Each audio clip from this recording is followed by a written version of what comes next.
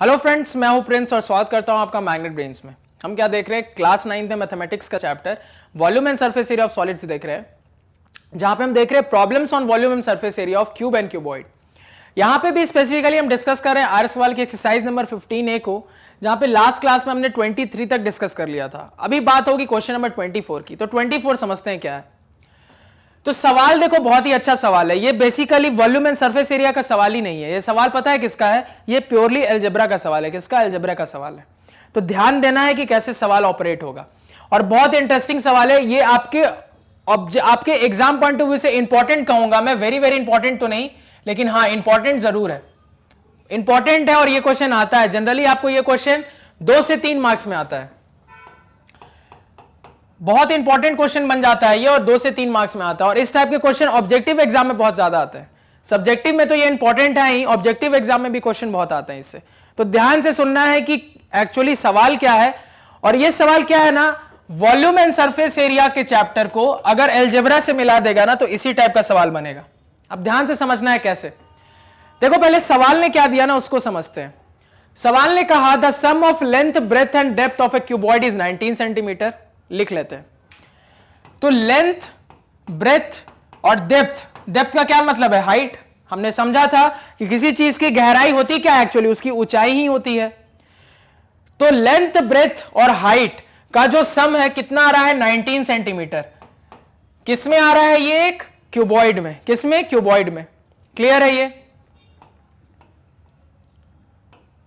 पहली चीज जो हमें दी है। अब देखो उसके बाद क्या दिया, and the length of its diagonal is 11 centimetre.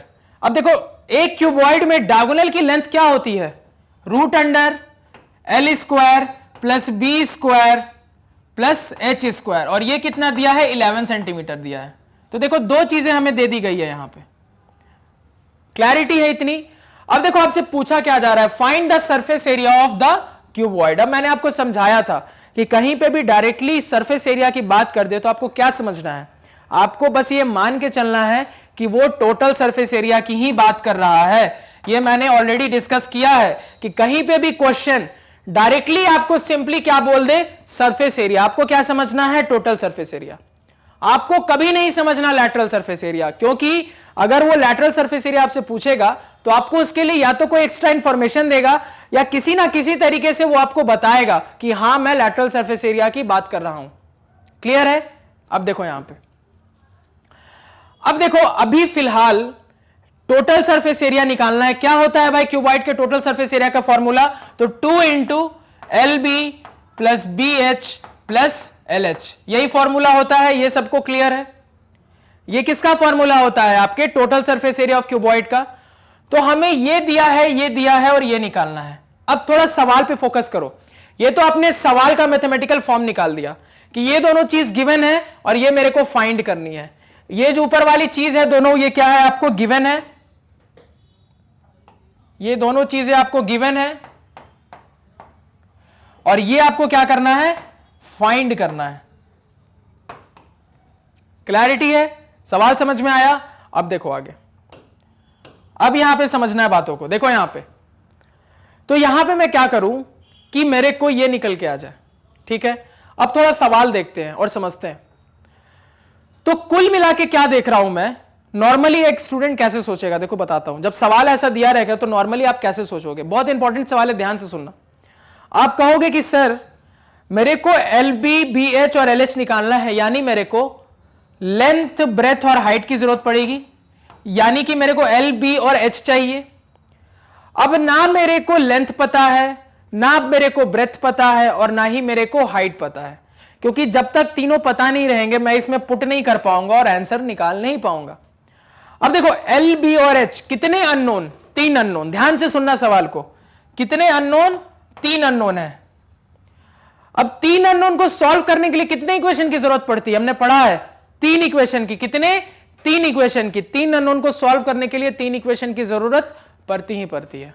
यह सभी को क्लियर है? सभी को समझ में आता है? अब देखो यहां पे एक इक्वेशन दी है हमें, 2 इक्वेशन दी है हमें, तीसरी गायब है।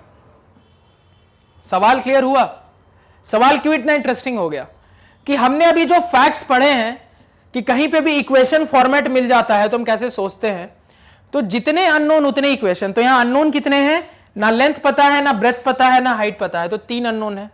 अब 3 अननोन, क्योंकि जब तक मुझे लेंथ, ब्रेथ और हाइट पता नहीं चलेगी तब तक मैं एल, बी और एच नहीं निकाल पाऊंगा। ये एक स्टूडेंट के सोचने का तरीका मैं आपको बता रहा हूं, बिल्कुल वो सही सोच रहा है कि मेरे को लेंथ, ब्रेथ और हाइट चाहिए तब मैं ये निकाल पाऊंगा। तो फिर वो सोचेगा कि मेरे को लेंथ, ब्रेथ और हाइट यानी 3 अननोन निकालने हैं, उसको निकालने के लिए 3 इक्वेशन की जरूरत पड़ेगी। अब यहां पे उसको सिर्फ 2 इक्वेशन दिख रहा है, तीसरा उसको बिल्कुल भी नहीं दिख रहा। तो क्या किया जाए, सवाल तो अटक गया, क्योंकि 3 अननोन को सॉल्व करने के लिए 3 इक्वेशन की जरूरत पड़ेगी।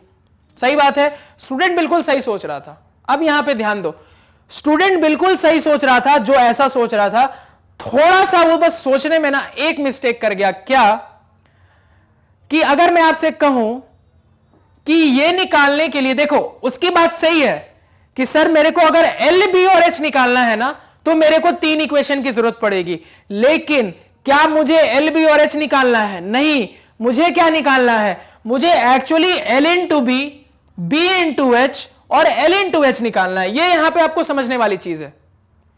स्टूडेंट सोच सही रहा था, जब ऐसे वो सोच रहा था तो उसने थोड़ी सी मिस्टेक ये कर दी कि उसने ये सोचा कि अगर मैं एलबीएच निकाल लूंगा तो मैं ये निकाल लूंगा, लेकिन टारगेट एलबीएच निकालना नहीं है। टारगेट क्या, मैंने हमेशा कहा है क्वेश्चन में टारगेट क्या है, टारगेट आपका L into B, B into H, L into H और तीनों का सम निकालना है। तो टारगेट एक्चुअली में ये है, ये नहीं है। हां, अगर आप ये कहो मुझे कि सर आप मुझे लेंथ, ब्रेथ और हाइट निकाल के बताओ, तो मैं कह दूंगा नॉट पॉसिबल। ये यहां पे एक और बहुत इंपॉर्टेंट चीज मैंने आपको बता दी। अगर आप मेरे को कहोगे कि सर आप मेरे को लेंथ, ब्रेथ और हाइट तीनों अलग अलग निकाल के दिखाओ, तो मैं कह दूंगा नॉट पॉसिबल। क्यों कह दूंगा, क्योंकि सर अभी आपने जस्ट सही तो कहा, वो जो स्टूडेंट सोच रहा था सही तो सोच रहा था कि अननोन 3 है, इक्वेशन सिर्फ 2 है, तो कभी भी 3 अननोन 2 इक्वेशन से सॉल्व नहीं होगा। 3 अननोन को सॉल्व करने के लिए 3 इक्वेशन चाहिए मुझे, और सिर्फ 2 इक्वेशन मिल रहे हैं, तीसरा इक्वेशन है ही नहीं। तो चूंकि तीसरा इक्वेशन नहीं है तो हम एग्जैक्टली एलबीएच नहीं बता सकते, इसलिए हमारा आंसर यहां पे पॉसिबल ही नहीं हो पाएगा। अगर आपसे यही एग्जाम में क्वेश्चन इस तरीके से पूछ देता ना कि लेंथ, ब्रेथ और हाइट अलग अलग निकाल के दिखाओ, तो इसका आंसर होता है इनसफिशिएंट डाटा, क्योंकि डाटा ही पूरा नहीं है, एक इक्वेशन की कमी है। और ऑब्जेक्टिव में ऐसा करता है, आपको सेम सवाल दे देगा और आपसे कहेगा लेंथ, ब्रेथ और हाइट निकालो, और उसमें एक ऑप्शन ये रहेगा can not be determined, not possible या फिर इनसफिशिएंट डाटा। तो आपको उसी पे क्लिक करना है। क्यों? जो बेसिक्स पढ़ी है ना मैथ्स में, वो बेसिक्स हर जगह यूज होंगी, चाहे सवाल कितना भी इजी हो, कितना भी कॉम्प्लेक्स हो, उन्हीं मेथोडोलॉजीज के मदद से वो सवाल सॉल्व होगा। तो यहां पे क्या क्लियरली दिख रहा है कि लेंथ, ब्रेथ और हाइट अकेले कभी नहीं निकल के आएगी। और मेरा क्वेश्चन में टारगेट क्या है वो समझो, मेरा टारगेट लेंथ, ब्रेथ और हाइट अलग अलग निकालना नहीं है, length into breadth, breath into height और लेंथ इंटू हाइट निकालना मेरा टारगेट है, और ये टारगेट मुझे फुलफिल करना है। अब देखो इसको कैसे फुलफिल करेंगे। अब इक्वेशन वापस से देखो, क्या दिख रहा है, मेरे को लेंथ, ब्रेथ और हाइट दिख रही है, और मेरे को रूट के अंदर लेंथ का स्क्वायर प्लस ब्रेथ का स्क्वायर प्लस हाइट का स्क्वायर दिख रहा है, और मुझे निकालना है 2 into L B plus B H plus L H. अब ये देख के आपको कुछ दिखना चाहिए, क्या दिखना चाहिए, बहुत इंपॉर्टेंट है समझना। अब यहीं पे आपके अलजेब्रा की एंट्री होगी। देखो, जब मैं कह रहा हूं कि एल, बी और एच अलग निकालना है, तो फिर यह बात सही है कि अननोन 3 है, इक्वेशन 2 है, कभी नहीं निकलेगा। लेकिन यहां मेरा टारगेट एल, बी, एच निकालना नहीं है, बार बार यह चीज समझा रहा हूं। मेरा टारगेट यह निकालना है टोटल सरफेस एरिया, और यह निकालने के लिए कोई जरूरी नहीं है कि मुझे एल, बी, एच निकालना ही पड़े, हो सकता है दूसरे तरीके से आ जाए। टारगेट पे फोकस करो। अब देखो ये टारगेट कैसे फुलफिल करेंगे, और इस टाइप के क्वेश्चन में किस तरीके से अलजेब्रा यूज होता है। अब देखो यहां पे ध्यान से, आपको लेंथ, ब्रेथ, हाइट दी हुई है, और रूट के अंदर लेंथ का स्क्वायर, ब्रेथ का स्क्वायर और हाइट का स्क्वायर दिया हुआ है। अब देखो यहां पे क्या करूंगा मैं, ध्यान से सुनना। मैं यहां पे क्या करता हूं, इन दोनों को रहने देता हूं और इतनी दूर को पहले क्लियर कर लेता हूं। देखो यहां पे आपको क्या निकालना था, 2 into L B plus B H plus L H निकालना था।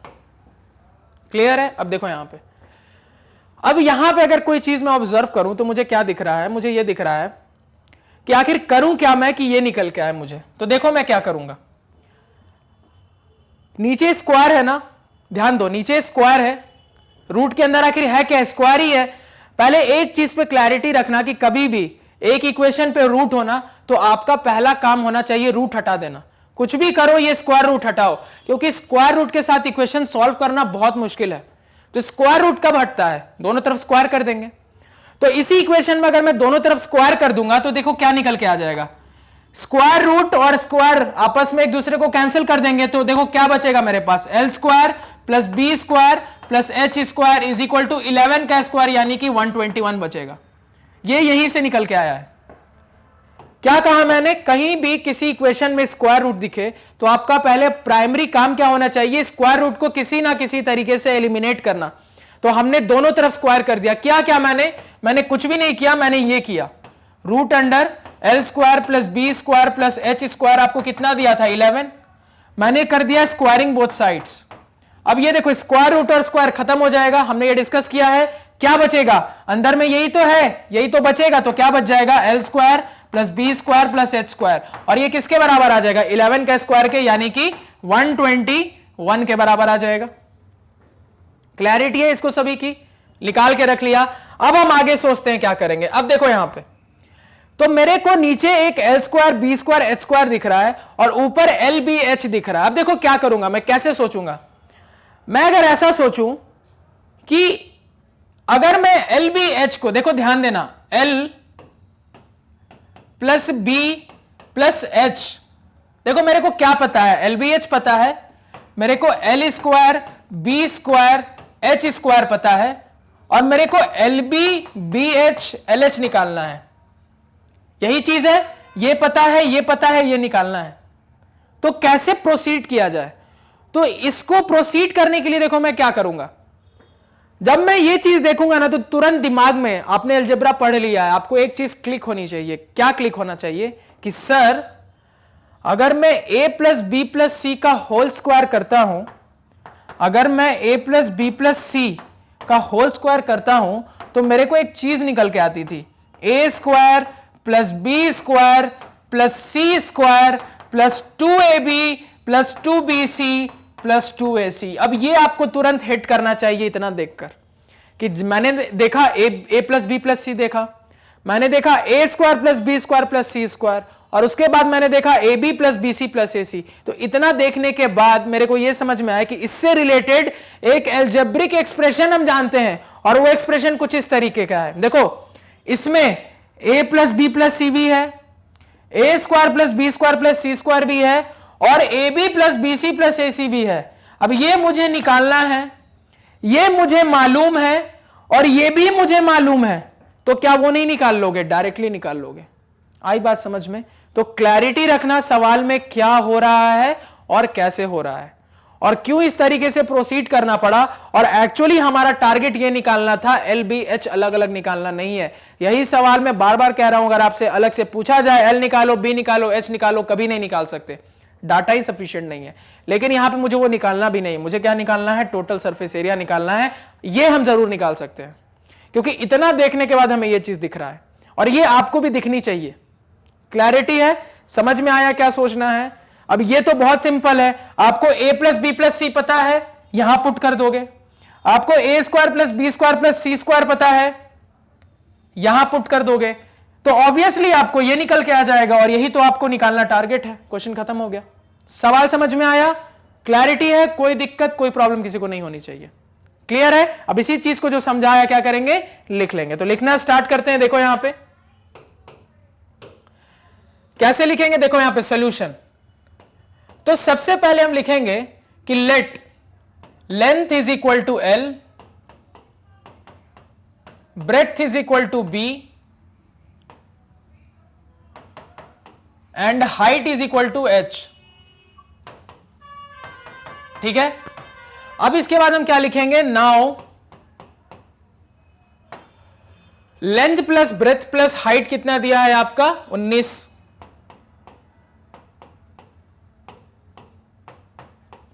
सेंटीमीटर। ये क्या है? आपको गिवन है। दूसरी चीज आपको क्या दे दी गई है? आपको दे दी गई है डायगोनल का लेंथ, तो यहां पे लिखोगे also diagonal is equal to. अब देखो यहां पे भी सवाल ने सिर्फ डायगोनल लिखा। अब मैंने क्या बोला आपको, कभी भी क्यूबॉइड के बारे में बोले और डायगोनल की बात करे तो आपको समझना है वो ऑपोजिट कॉर्नर के ही डायगोनल की बात कर रहा है। अगर वो फेस के डायगोनल की बात करेगा तो स्पेशली मेंशन करेगा कि मैं फेस के डायगोनल की बात कर रहा हूं। नॉर्मली क्या समझना है आपको कि वो क्यूबॉइड के ऑपोजिट कॉर्नर वाले ही डायगोनल की बात कर रहा है। तो डायगोनल कितना दिया आपको? डायगोनल दिया है 11 सेंटीमीटर। यानी कि डायगोनल का फॉर्मूला क्या होता है? Root under L square plus B square plus H square, और ये कितना आपको दे दिया गया है? 11 सेंटीमीटर। क्लियर है? इसको भी यहां पे ऐसे गिवन लिख लो, और फिर यहां पे क्या लिखोगे ब्रैकेट में कि हम जानते हैं since diagonal of a cuboid is equal to root under L square plus B square plus H square, ये लिख लेना। क्लियर है? अब देखो इसको इक्वेशन नंबर 1 बोल रहा हूं मैं। अब ये जो इक्वेशन नंबर 2 है इसको क्या करूंगा मैं? Squaring both sides. क्या कर दूंगा? Squaring both sides. अब अगर मैं दोनों साइड स्क्वायर कर दूंगा तो मैंने बार बार बताया है स्क्वायर रूट है एक इक्वेशन में, उसको तुरंत हटाओ। हटाने के लिए स्क्वायर करना पड़ेगा दोनों तरफ, तो स्क्वायर करते हैं दोनों तरफ। Root under L square plus B square plus H square, और दोनों तरफ स्क्वायर कर देंगे, इधर 11 का स्क्वायर हो जाएगा। तो कितना निकल के आ जाएगा? L square plus B square plus H square is equal to 11 का स्क्वायर, यानी कि 121 निकल के आ जाएगा। अब इसको इक्वेशन नंबर 2 बोलो। ये जो आया इसको इक्वेशन नंबर 2 बोल देंगे। देखो ये इक्वेशन नंबर 2 है, ये 11 है, कंफ्यूज मत होना।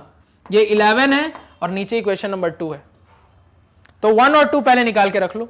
इतना कर दिया आपने। अब देखो क्या करेंगे, अब हम लिखेंगे, क्या लिखेंगे? L plus B plus H is equal to, या नेक्स्ट पेज में ही लिख लेता हूं। देखो इसको नेक्स्ट पेज में ही लिख लेते हैं।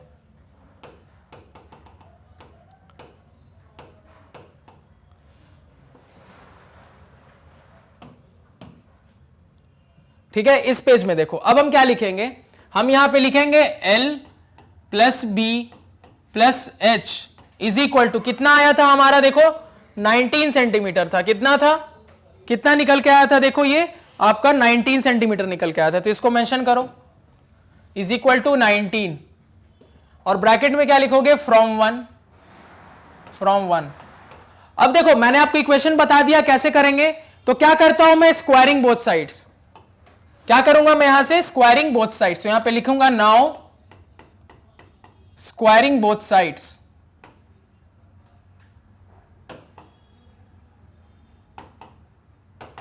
तो दोनों तरफ स्क्वायर करेंगे तो ये क्या बन जाएगा?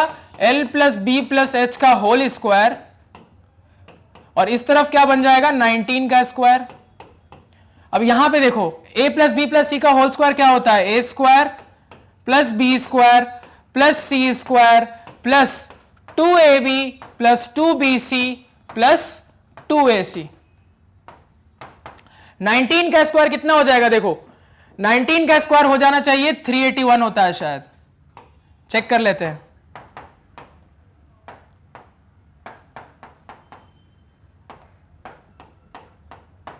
थ्री 361 होता है, सॉरी 361 होगा ये। देखो ऐसे भी चेक कर सकते थे, हम शॉर्टकट जानते हैं स्क्वायर निकालने का। तो कितना देखो लगाते हैं, 9 9 81, 1 का स्क्वायर 101, और इसका स्क्वायर करना है 9 1 9, 9 2 18, यहां 18 ऐड कर देते हैं 1, 8 प्लस 8 16 का 1, 361। देखो शॉर्टकट से भी आ गया, जो ट्रिक बताई थी मैंने वहां से भी आ गया 361। क्लियर है? अब देखो यहां पे ये निकल के आ गया। अब इसमें कुछ नहीं करना है, बस वैल्यू पुटिंग आपको करनी है।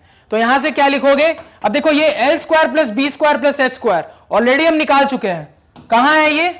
L square plus B square plus H square 121 आया है 2 से, इसको बोल दो कितना आया है ये? 121 plus 2 into L B plus B H plus L H is equal to 361, और यहां ब्रैकेट में लिख लो फ्रॉम 2, क्योंकि आपने इसको क्या किया है? इक्वेशन नंबर 2 की मदद से निकाला है। अब यहां पे देखो 2 इंटू, मेरे को यही निकालना है ना, 2 into L B plus B H plus L H. इसको अलग कर लेते हैं, तो अलग करने के लिए इसे 121 को उधर भेज देंगे, तो क्या लिखेंगे? 2 into L B plus B H plus L H is equal to 361 minus 121। तो कितना आ जाएगा? ये 0 हो गया, 6 में से 2 4, 3 में से 1 2, 240। और यूनिट क्या है? देखो यूनिट आपकी सेंटीमीटर है हर जगह, तो सेंटीमीटर स्क्वायर यूनिट क्या आ जाएगी आपकी? सेंटीमीटर स्क्वायर निकल के आ जाएगी। तो यहां से आप फाइनली क्या बोलोगे? Therefore total surface area of cuboid is equal to 2 into L B plus B H plus L H और इज इक्वल टू कितना निकल के आया है 240 सेंटीमीटर स्क्वायर निकल के आया है। यही आपका फाइनल आंसर है। तो नोट कर ले, पहले से नोट करो।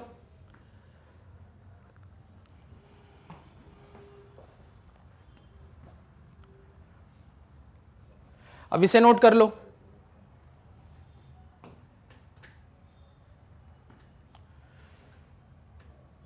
तो आई होप चीजें क्लियर होंगी। यहां पे बहुत अच्छे से हमने समझा कि सवाल में क्या पूछेगा तब हम आंसर नहीं बता सकते, और एक्चुअली सवाल क्या पूछ रहा है जिसका हम आंसर बता रहे हैं, और वो बताने के लिए किस तरीके से हमने सोचा और क्यों हमें अलजेब्रा लगाना पड़ा, हर चीज मैंने डिस्कस की। इसके बाद भी कोई डाउट है एक बार और लेक्चर देखें, क्लियर नहीं होता कमेंट सेक्शन में बताएं। तो आज के पढ़ाए हुए नोट्स आप हमारी ऑफिशियल वेबसाइट magnetbrains.com से डाउनलोड कर सकते हैं, जिसका लिंक वीडियो के डिस्क्रिप्शन में है। magnetbrains.com पे आपको क्लास 4 से लेकर 12 तक के सारे सब्जेक्ट के नोट्स मिल जाते हैं, सिस्टमैटिक ऑर्डर में, टॉपिक वाइज अरेंज्ड, और वो भी free of cost. So please do visit our site. Thank you.